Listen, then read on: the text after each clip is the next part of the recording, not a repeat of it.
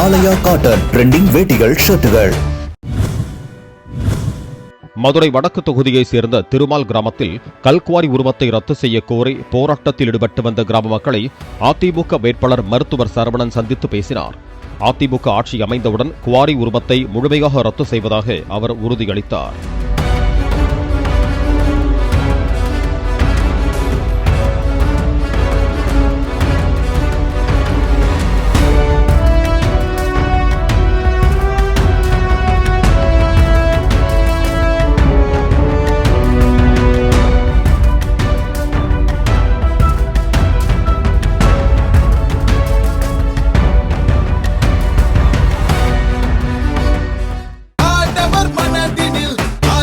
ஆலயா cotton trending வேட்டிகள் ஷர்ட்டுகள்.